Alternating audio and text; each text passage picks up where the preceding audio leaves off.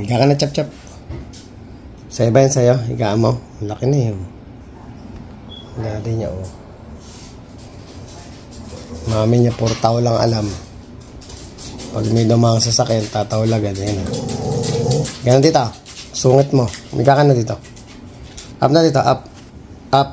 Up na. Up na. Okay na. Matulog na kayo. Oh. Oh, nagyaya ka pampaw. So, mga kamamo, yun lang yung mga yan. Bubugbugin muna ako bago pumasok. Buti mo babe lang, oh. Gana dyan, chopper. Wala eh. Siksi ka na kami tatlo dyan.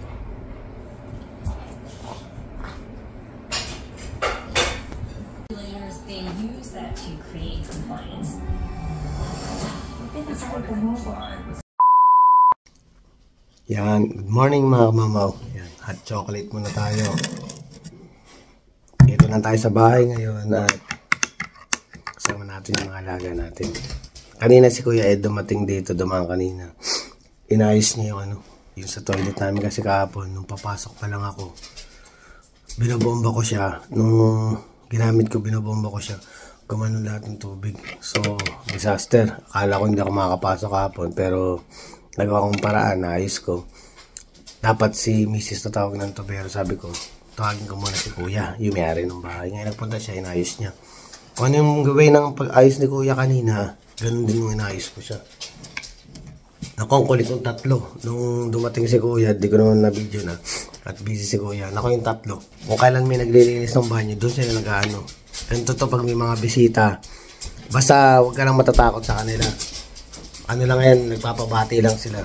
Talagang mag-ahay lang yan. May tatahol talaga. Usually na literal na tatahol sila pag may pumasok. Pero pag medyo naramdaman na nila na okay naman yung pumasok sa loob, wala na, ganun lang.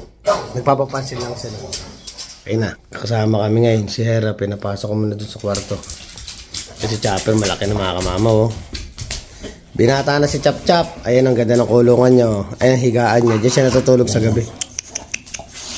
Tatuan-tawa si Kuya sa kanya, sumasama nga siya kay Kuya. Kuya, pag inuwi mo yan, sasama sa'yo yan.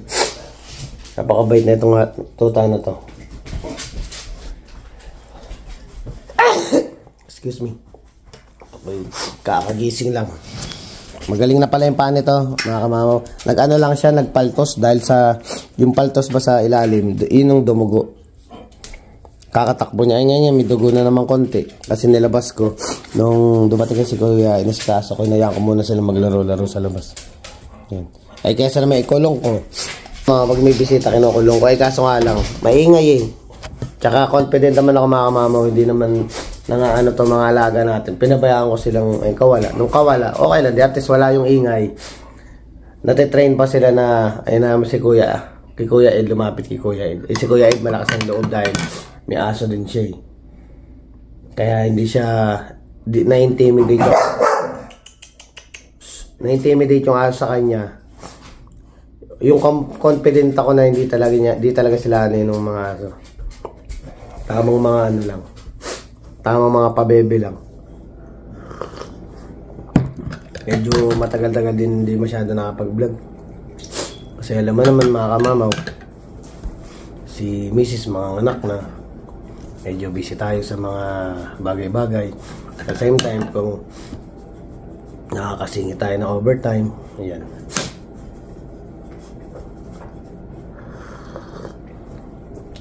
Sarap ng hot chocolate mga kamama, yung carnation. Yan mga kamama. So ngayon, mga kamama, ngayong vlog na to is tatambay lang tayo sa loob ng bahay ni kamamaw. Kasama yung mga alaga niya. Tsaka ano na rin, yung weather medyo okay na. Hindi katulad nung nakaraan, grabe. Talagang, ito mo ngayon yung salita ko parang nahihirapan pa dahil parang sinipon din ako. Sa ang hirap talaga mga mama nung snow nung nakaraan. Since nung dumating ako dito, ito yung first time na nakita ko ng ganun kaano yung snow. Matataas na may snow before, pero feeling ko habang tumatagal, ano na siya, lalo siyang, di naman powers kung tawag, kumbaga, lalo siyang tumataas. Kaya lalo mo siyang dapat paghandaan. Good thing yung sasakyan natin is truck ang gamit natin. Silipin natin maya-maya yung labas. Medyo ano na siya yung panahon na bababa na yung temperatura. Tsaka ano na, nalinis na yung mga kalsada. Hindi katulad ng mga nakaraan nung unang bagsak na ko. Talagang halos gatao na yung... Pag nakita mo yung mga nakaipon na snow na galing sa ano, naku, gatao na. Ganun siya kataas. Tsaka ano na siya, matigas. Rin pala. Sorry ma'am. Na-experience ko, naano ko lang din. Dapat ibablog ko din yung araw na yun, yung isang araw. Ibablog ako dapat. Hindi ko na naituloy. Dahil mission failed eh. Hindi ko na siya nailagay. Pero usually, ano yun yung friend ni Mrs. na friend ko din kasi yung asawa niya katrabaho ko. Na-stuck yung sasakyan nila dun sa ano, sa gilid ng hospital. Ay si Miss si hatid ni Aubrey. Shoutout kay Aubrey tsaka kay Angelo Herbacio. Yate dapat siya. Inopera siya na yate dahil may pasok pa ako nun eh. Under time, yung time nun, under mag-overtime ako nun eh. Maagang pumasok. Tumawag sila tapos nangingi sila ng tulong. Pagdating ko naman doon, na-stuck kasi yung sasakay nila sa side dahil yung naglilinis na itulak yung snow. Kumbaga ba yung sa gilid, yung mga nakapark sa gilid, na-stackan sila ng yelo sa gilid. Tapos ang nangyari pa, yung snow pa is matigas na. Hindi siya yung malambot na kaya mong daanan. The more matigas mga kamamo at ganun kataas, the more ano ka, prone ka na may stuck ka doon. Ay, na-stuck siya. Tapos nalobot pa yung sasakyan. Kala ko makakatulong na ako. Nahiya din ako. Ginawa ko, hinatid ko na lang si Aubrey. Tapos, nag-arkila na siya ng towing truck para itow yung sasakyan niya. Na, ang ano, nalobat yung ano, yung sasakyan kakapilit nila na, tinatry nila na ilabas yung SUV. Hindi na. Hanggang sa, nung dumating na ako, isang beses ko lang na-start nung i-start na uli kasi nga inukay ko yung ilalim nung sahig. Wala na, hindi na nag-start yung sasakyan. Kaya imbis na mabablog ko, na mission failed mga kamamag.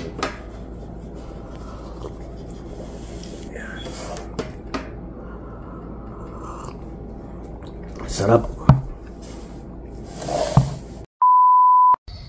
Yan mga kamamaw. Kaya ano na. Siya mo, tumpok-tumpok yung yero sa labas. Oh. Ano na siya?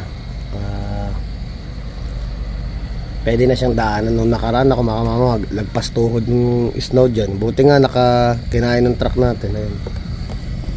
Tsaka maaraw na, maliwalas na. Ayan. 1 hour later. Yan mga kamamaw. Nanonood lang tayo ng movie ngayon. Mga ilang tulogs. Tulog ang mga kamamaw.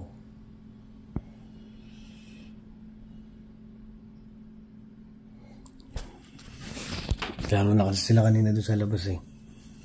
Tapos mamaya papakainin natin sila. Saka ni Legend eh. Oh.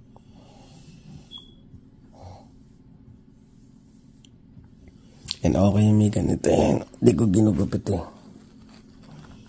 Para pag lumalabas sila, masyadong may irritate ng snow yung ano. Yung mga paanla. Yung tulog na tulog. Yung isa ang lakas maghilik mga kamamaw. Chopper. Chopper lang umiga dyan. Bagong bili lang yun eh. Si Chopper pa lang nakita ko sumampa dyan yung dalawa. Hindi pa sumasampa. Ito yung isa na ano, happy-go-lucky kasi ito eh. Kaya kahit saan mo siya ipwesto, okay sa kanya. Hindi ka mahirap so mag-command sa kanya. No, madali lang siya ano. Even sa lahat ng bagay mga kamama, ito, madaling maturuan tong tuta na to.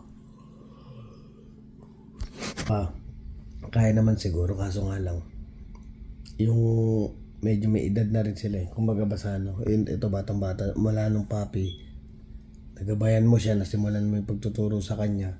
Ito kasi medyo may nagkulang ako ng konti dito sa dalawa. Not like dito sa isa. Wala talagang ano siya. Masabi natin mas maayos yung pagpapalaki natin yung doon sa kay Chopper. Mas maayos siya na madali siyang maturuan. Hindi siya madaling maturuan. Naturuan natin siya from puppy tong lumaki siya, kaya maganda yung turo sa kanya. Ito kay Hera, okay naman ang turo natin pero medyo kinulang lang tayo mga kamamaw. So ay nanonood lang tayo ng movie. Ganito lang si kamama pag day off, nanonood lang ng TV.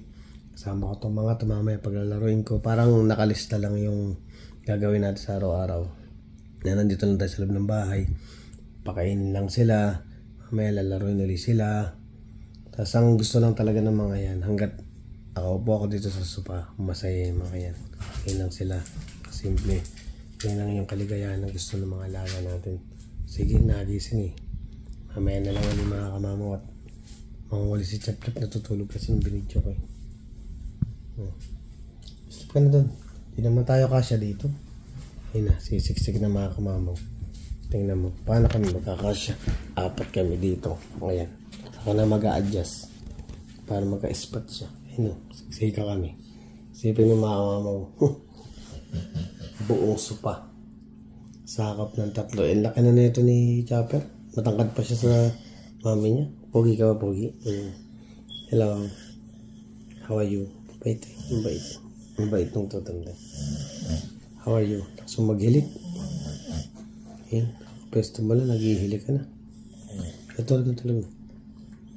Sleep na. Sige mga kamamaw. Gabi na naman mga kamamaw. Ayan, nagising na naman ang mga alaga natin. Ayan, maghapon kaming natulog ngayon.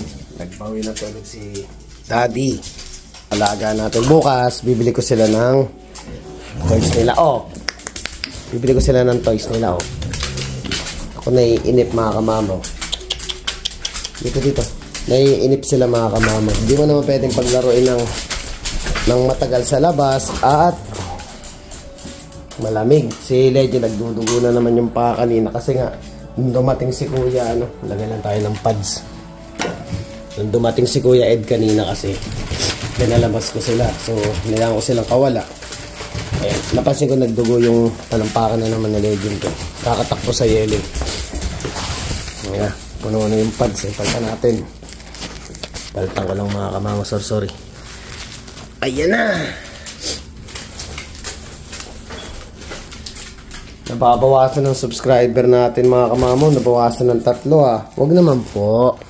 Andiyan na nga si kamama. Gagawa na tayo ng panibagong vlog. Di ko alam kung si YouTube yung nagbabawas ng normie nag-unsubscribe. Hindi kasi tayo nakakagawa ng vlog eh. Yan mga kamama. Bukas labas tayo at bibili ko ng laruan tong mga to. At naiinip. Chap-chap. Yan na. Malaki na po ang ating puppy. Dati kaliit-liit eh. Ngayon mas malaki pa siya sa daddy niya. Yan. Sipon na naman tayo. Hirap din kasi mga kamama pag winter time dito. Yun ang mahirap eh. Medyo nababawasan yung mga activity natin. Tsaka syempre, nasa trabaho. Lalaki. Yan, puro American bullies muna tayo mga kamama. Yan si Legend to. Malayo pa yun eh. Naubusan sila ng chicken feet eh. Yung katawan ni Legend mga kamama. Kala mo si Incredible Hulk eh. Yan, mag-best friend sila mag-daddy, mag-best friend yan eh. Naku mga kamama, nananakit ang katawan ko dito sa sopa pag day off ko tapos oras ng tulugan namin ako. Si kamama ay nakakatulog na nakaupo. Magkasya lang kaming 4 sa sopa. Yun na, naglalaro-laro na yung mga makukulit. Tsaka syempre nagpapasalamat din tayo mga kamama ulit sa mga nanonood ng ating YouTube channel. Ayun na. Ayan, ganyan lang kami sa bahay. Naglalaro-laro na sila.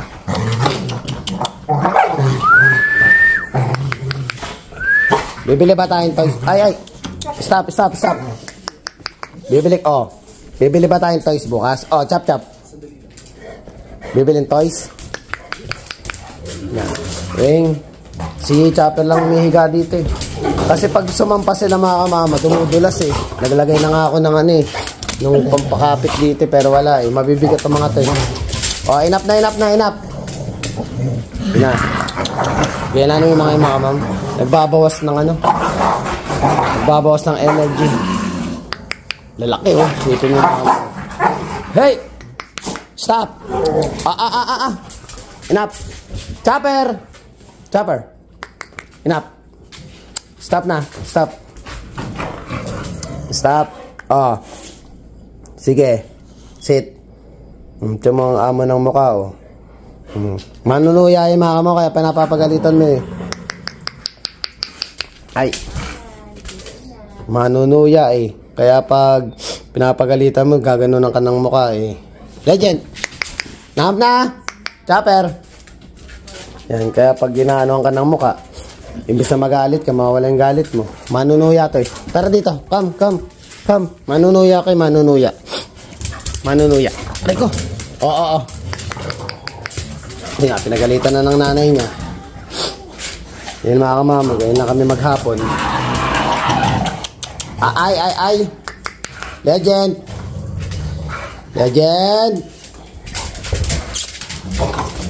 Stop. Hey! Stop. Stop